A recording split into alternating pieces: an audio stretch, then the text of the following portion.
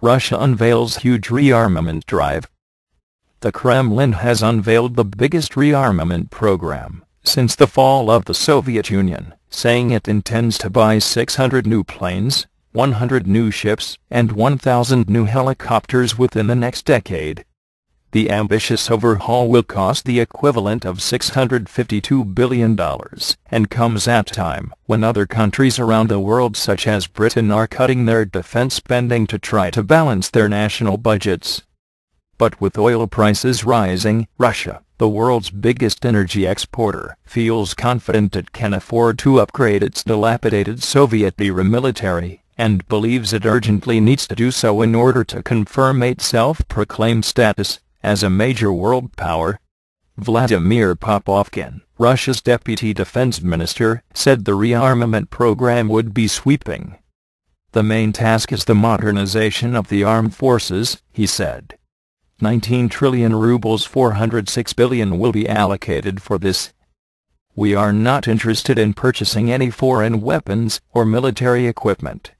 Vladimir Putin, the prime minister, has joked he is frightened to even imagine how much the Kremlin is about to spend on arms, while Alexei Kudrin, the finance minister, has said that defense spending will account for 1.5% of gross domestic product in future, up from 0.5% now. Deputy Defense Minister Vladimir Popovkin boasted that the shopping spree would reshape the Russian Navy, giving it 35 new corvettes, 15 new frigates, and 20 new submarines, 8 of which would be nuclear-powered and armed. In total, he estimated, the Navy, which is currently badly trailing the US Navy in terms of modern ships, would take delivery of 100 new vessels before 2020. Despite his claim that Russia would not need to buy foreign military hardware, 2 of the new vessels will be French-built Mistral-class helicopter carriers. Russia will build itself a further 2 new Mistrals at its own shipyards, he added.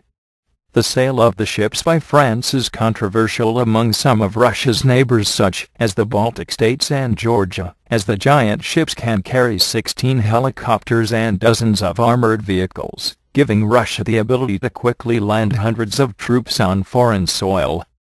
Russia's Air Force, which performed inconsistently during the country's brief and victorious war against Georgia in 2008, will also be refitted and be given 600 new planes and 1,000 new helicopters before 2020. The planes will mostly be modern Sukhoi 34 and 35 fighters, while the helicopters will include Mi-8 helicopter gunships and the bigger Mi-26 heavy-lift cargo helicopters. The country's fearsome Tu-160 strategic nuclear bombers, the same planes that have begun to probe the limits of the UK's airspace in recent years, will also be completely modernized. Much of the enormous spend will be channeled into Russia's strategic missile forces, with several hundred mobile S-400 and S-500 defense missile systems on order, and a new intercontinental ballistic missile in development capable of carrying 10 nuclear warheads. The Kremlin continues to push pride in the country's military as a major part of Russian national identity, and Mr. Putin restored the Soviet tradition of Red Square military parades in 2008 to boost the armed forces' prestige. The program revealed by Deputy Defense Minister Vladimir Popovkin sees Russia building 100 new ships and acquiring 1,000 helicopters, figures that would dramatically swell the number of modern and battle-ready craft. The main task is the modernization of our armed forces. 19 trillion rubles, $653 billion will be allocated for this, news agencies quoted Popovkin as saying. The Kremlin has vowed repeatedly to boost spending on a dilapidated military, whose 2009 exercises were scoffed at by the United States mission to NATO in cables published by the WikiLeaks website. A US official said the war games showed that Russia was only capable of engaging in a small to mid-sized local conflict that did not require the engagement of more than one branch of the armed forces. The assessment added that Russia continues to rely on aging and obsolete equipment, and further suffers from a manpower shortage. A Moscow newspaper reported in September that another in a series of poor army drafts brought the armed forces' total number to about 800,000 troops, well short of the million-man army foreseen in planning. The Kremlin has spent recent years trying to devise a military strategy that targets spending on high-profile weapons that enable Russia to compete with the West both on the battlefield and the open arms market.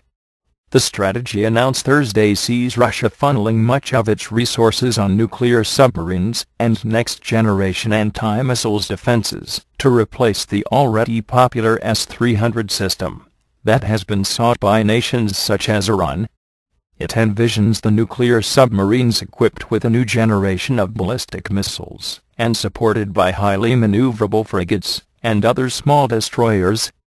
Yet Russia's strategy of regaining naval parity with the United States was hurt by confirmation that the military did not earmark any spending on new aircraft carriers. That will leave Russia with just one carrier for the coming decade compared to the 11 in operations and 6 kept in reserve by the United States. The Air Force also appears to be delaying plans to launch its next generation of strategic bombers, a project that has been advertised through the media for much of the past decade. Analysts said the plan was many years overdue. Only about 10% of Russia's armed forces may really be described as modern, said independent military analyst Alexander Golds. But he added that the plan threatened to get bogged in Russia's layered military-industrial complex, a communist era system that involves dozens of opaque state enterprises with murky spending practices